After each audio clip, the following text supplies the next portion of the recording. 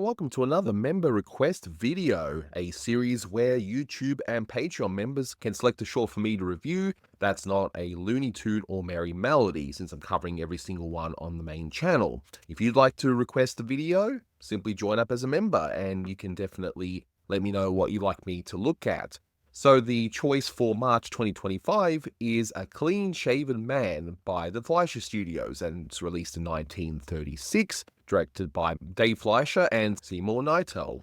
I've actually never known how to say his surname, but in any case, I hope I got it right. You can find this short on the first volume of the Popeye the Sailor DVD sets that was released by Warner Brothers. The original run is out of print, I believe.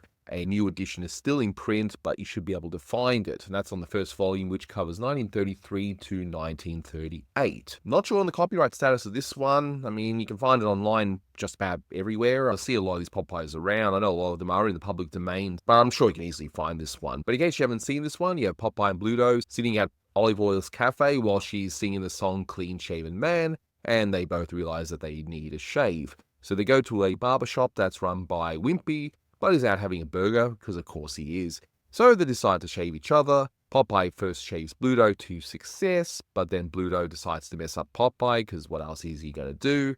And, well, you can pretty much figure out what happens at the end. This is one of those quote-unquote formula Popeye shorts, one of which they'll do not all the time during this period of time with the original Fleischer Studios. They'll do this sort of a short, but then they'll mix things up a bit with Popeye doing other things. But then later on, once you have the famous studio ones, they'll just focus mainly on this particular setup, and they don't really vary too much. In fact, a lot of these original shorts were then remade at the famous studios, including this one. This one was actually remade in 1953 as Shaving Mugs, and I don't have to tell you which of the two is more superior. In terms of trivia, that song here in the beginning, and this is interesting because I'm reviewing the Warner Brothers stuff, and a lot of those songs originated from somewhere that Warner Brothers proper has done. So you'd have We're in the Money, that comes from the Gold Diggers of 33, and so on. So they will come from the source. It's very rare that original songs would be written specifically for shorts. It has happened, but not that often. Here though, the song is actually written for the short itself, and the lyrics are actually attributed to Dave Fleischer himself. I don't think he did any others, so if he did do this, well, he's done a good job, because it's a very catchy song, and it's a song that, honestly, I thought might have actually come from somewhere because it's that good. But it's done really well because it sets up the short and gives us a wonderful punchline at the very end. And it's the first time we see in a Popeye short where instead of Popeye singing his usual Popeye the Sailor Man thing at the end, we have them singing this song as we see Popeye and Bluto kick each other in the rear. And speaking of punchlines, that bearded fellow at the end that Olive goes out with, that is the character George W. Giesel, who is a East European salesman from the Thimble Theatre comic strip, and that's where Popeye originated from, and Olive Oil and so on. The Fleischer shorts and the famous studio shorts didn't really use too much by way of the characters from Thimble Theatre. They used some, but not as many as you'd think. But then once the 60s TV show, which, for better or worse, they actually used a lot of characters from that comic strip, which made things at least a little bit interesting, despite those TV shorts being, well, not exactly great for the most part. There's a few good ones here and there, but yeah, the less said about those, the better anyway. The story-wise, it's not really in-depth per se, and as I said, this is pretty much your formula Popeye short, but it's a great one to showcase, and if someone hasn't seen Popeye before, this is a great one to do. Just don't show them the colorized version that appeared later on, because this is one of those black and white shorts that they colorized, and given the intricacies of these Fleischer studio shorts, because they were done on the east coast of the US as opposed to the west coast where you had the other studios like Disney and the Schlesinger studios, it had its own sensibilities, and all of that is completely ruined by those redrawns. And it's an absolute shame as well, because a lot of folks, they don't have any interest in black and white shorts or black and white cartoons in general, and it's an absolute shame because these are the best Popeye shorts, period, and I don't think anyone would argue with that. But let's take a look at the short from start to finish and go through why this one is a classic. Given that I've never covered a Popeye on this channel before, I just want to point out one thing. Growing up, I'd only seen the color stuff, so famous studio stuff, the 3 public domain Fleischer Studio color ones that they did, which I absolutely adore, and one day I will cover those. And maybe I saw a few of these in the colorized form, I don't really recall. But when I first watched that Popeye set and seeing this opening, it's just such a charming opening. You got the wonderful Popeye the Sailor song starting things off, and I don't know, there's just something about this opening that's just so charming. I just absolutely love it. It gets you right into the mood of things. You know, you hear the sailor's hornpipe, and you hear the song that's normally associated with Popeye, of course. And then you see the doors opening and closing, and we see the credits. And they repeat it on a lot of shorts, unlike the Warner Brothers shorts, where pretty much every single short had its own title card, unless they're a Blue Ribbon reissue, of course.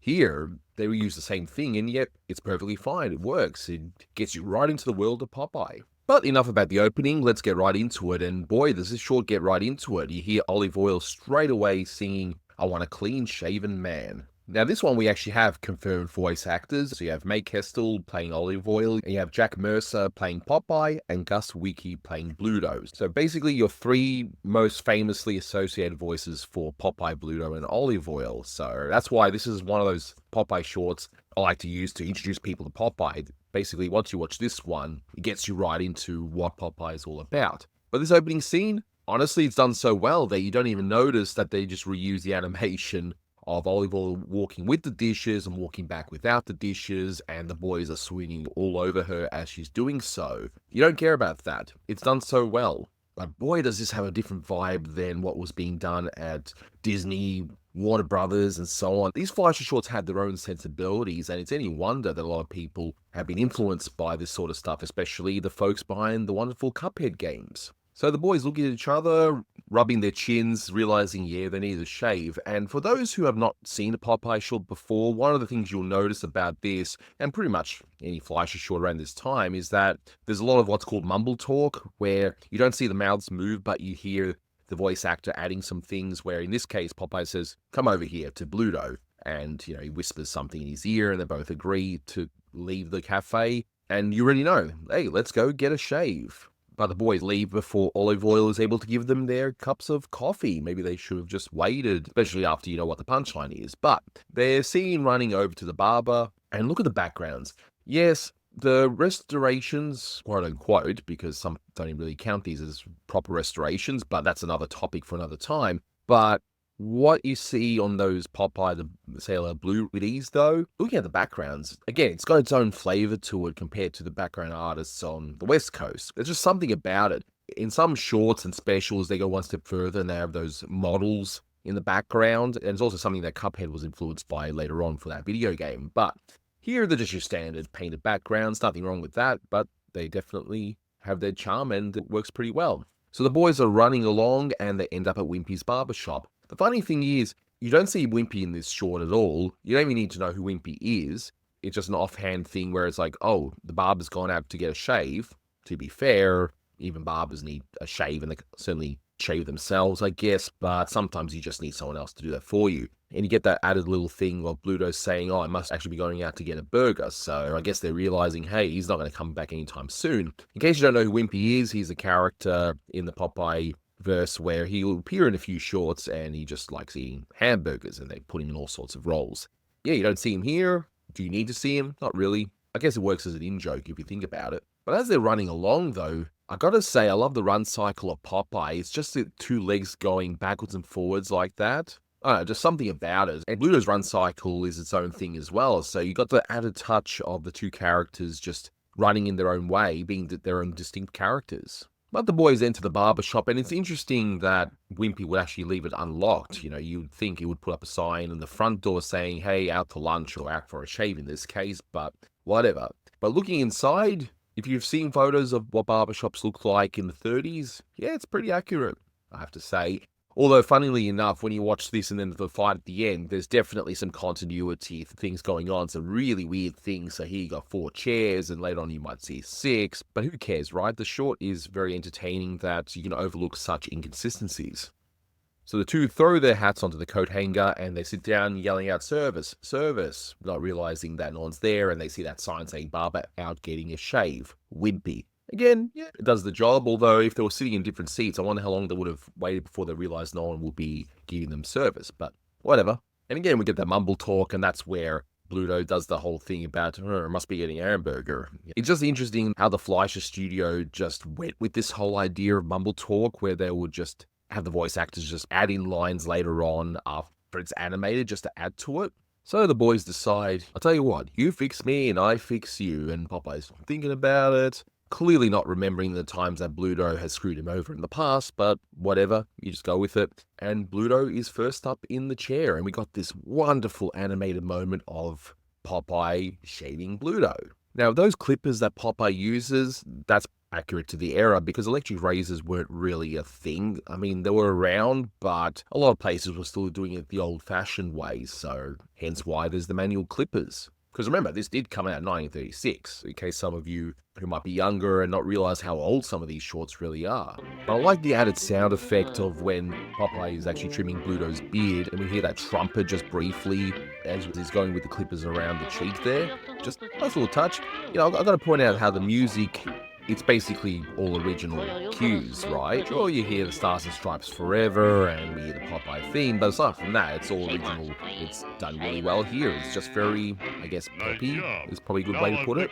But I'll tell you, once that beard is shaved, look how big Bluto's teeth are. I mean, that always cracked me up whenever I saw this short. It's just a crazy look. But I gotta say, you know, if this sailor thing doesn't work out for Popeye, you'd probably make a pretty good barber, I'd say. But if you look closely at him massaging Bluto's hair on top of his head, though, his fingers do some really weird stuff.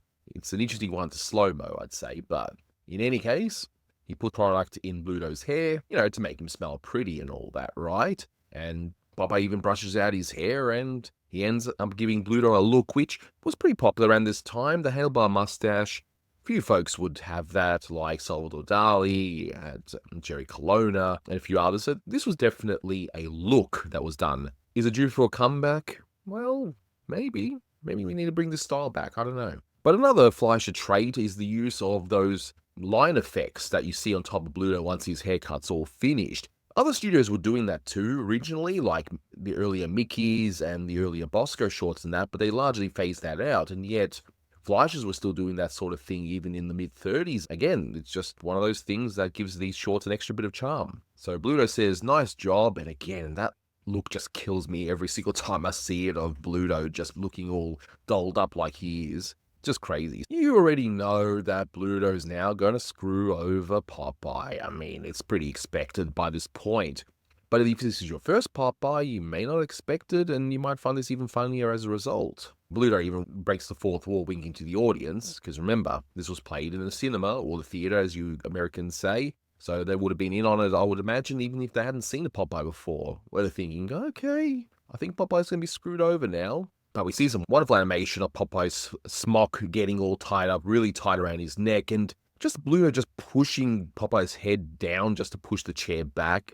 It's really brutal, and the timing of this animation is just so perfect. And yet you'd think Popeye would have learned his lesson by now in dealing with Bluto, or maybe Popeye should have just gone first. Anyway, and I like how Bluto just takes an awfully long time applying the shaving foam onto Popeye's face, especially in time to the music. We hear a little beep, and then more shaving cream, beep, more shaving cream, beep. Take an awfully long time, and you can even see the annoyance in Popeye's face there. But because it takes so long, it makes it even funnier when he puts the shaving foam on Popeye's eyes, and that would sting, I would imagine. I've never gotten any in my eyes, but I'd imagine that would hurt. But despite all that shaving foam, Popeye, where did he have that pipe that popped out just a moment ago? That's kind of weird, but yeah. He just has to have a pipe, you know, you can't just put it down for one brief moment while he's getting shaved. He just has to have that pipe, right? Now we get the scene where Bluto is sharpening up that blade. And you think, well, okay, how's he gonna stuff it up now?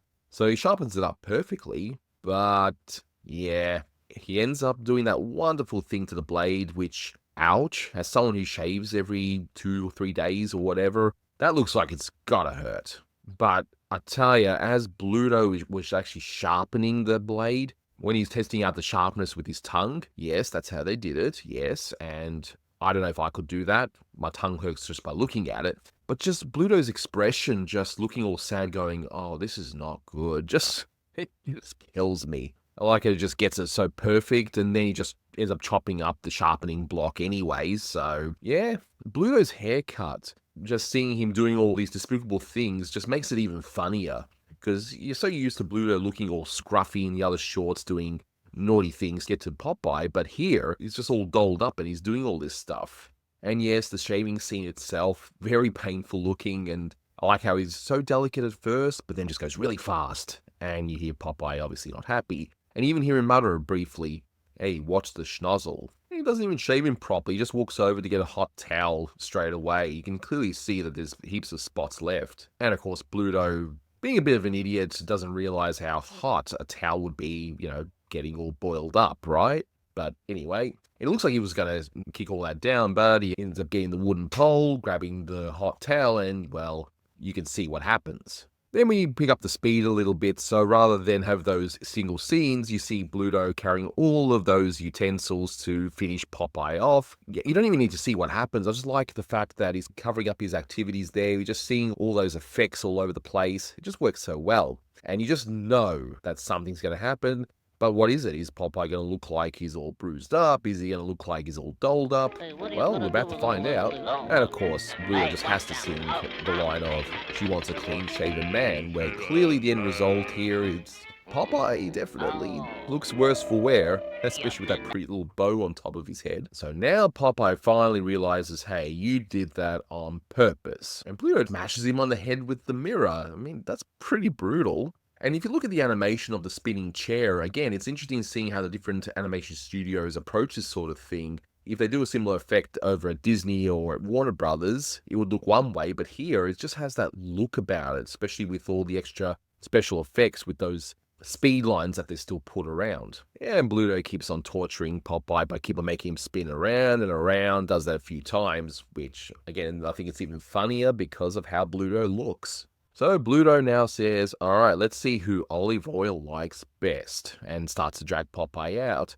And Popeye being Popeye, again, this is another good reason why this would be a good first Popeye short to show people. He pulls out the can of spinach, but in a twist, Bluto actually knows what's going to happen and ends up throwing it away and saying, none of that stuff. So, for those who have watched a few Popeyes before, it's a nice little twist on the formula. But you know the spinach will get back to Popeye in some way, right? In a rather easy way, of course, so the can hits the wall and just rolls right back to Popeye. But look at the animation, this is a great one of slow-mo, of Popeye just eating that spinach. And we see that the spinach not only heals up Popeye, but also makes him look rather dapper. I gotta say, looking good, Popeye. Normally he would flex his muscles and you would see like a tanker or something on his biceps, but no, we just need to know that if you eat spinach, you're gonna look good. I mean, who says cartoons don't teach us anything, right? And fun fact, the spinach was done for the actual series of shorts itself. It wasn't in the original Thimble theater comics. And we get to everyone's favorite bit of pretty much any Popeye shorts involving Bluto. The end fight. This one's perhaps not as crazy as some of the really earlier ones, they go all out, but here it's still pretty funny. We get a call back to the whole hot towel thing where Bluto gets a taste of his own medicine with hot towels, but we get the added touch of the actual hot towel holder, whatever that's called, hitting Bluto on the head, which looks like that would seriously hurt. But remember the continuity thing I was saying before? Now we see that there's 6 chairs here. One could argue, but you didn't need to see them before. I think it's just artistic license, whatever. Best not to overthink it. But we see that Popeye is so strong, he just rips the chair out from the floorboards and holds it like it's nothing. And this bit just shows how inventive and clever a lot of these Fleischer shorts are. So, yeah, Popeye just using the top part of the chair, spins it over to Bluto, and gets Bluto back onto the chair stand and puts the chair back down. And you just know that Popeye's going to do something wonderful to Bluto. And again, this is something that the Fleischers did a lot. You got the speed lines, you've also got the multiple bits of action in one clump, I suppose is one way to put it. So you can see the clippers and the ointments being put on and so on, and you're just wondering what the end result's going to be. But it's a great one to slow-mo as well. If you're a budding animation student, it's definitely one to see. And it goes on for a while, so typically what they will do here is they will do a cycle of the main blob, if you will, of action that goes around and around with all the speed lines, and then they'll just animate a few bits here and there of like Popeye reaching over and grabbing something, going back in. But all in all, it's a great effect. And we see the wonderful end result where Bluto looks like, well, Bluto again, and Popeye's looking all dapper. And you get a nice little initial punchline where Popeye says she wants a clean-shaven man. Nice little rebuttal to what Bluto did before. So now we're going to see who does Olive Oil prefer. And this punchline just killed me. When I first saw this when I was younger, my goodness, I loved it so much. Just that wonderful punchline of olive oil with the long-haired man, which, as I mentioned before in the trivia, we all know who he's a character from Thimble Theatre, but I thought it was just some generic guy with a beard, and that's why this works so well. You don't need to know who this character actually is. He's just someone that's the complete opposite to Clean Shaven Man. So, olive oil clearly has her man. The look of Popeye and Bluto just in disbelief at each other as to olive oil's choice of a man, and they end up kicking each other in the butt to the tune of Clean Shaven Man. Which means that this is one of those few Popeye shorts where Popeye doesn't win, really. And normally Bluto's antics would be stopped, and then Popeye wins and gets the girl or whatever, and that's pretty much it. But not here, no. They both lose. So in terms of rating, this is one of my go-to Popeye shorts. Some might argue that there are better ones to see, there might be better ones to introduce people to, perhaps. But I love this one. It's got a great song, great voice acting, great animation for the time, especially something coming out of one of the East Coast studios. The music is fantastic as well, and most importantly, it's funny. It's got a great setup and a great ending, and of course everything in between. And this is something that if you're looking at making a short subject, this is a great one to study for that reason too. And then if you're an animation student, this is another great one to see as well. This one being a childhood favorite gets 10 out of 10.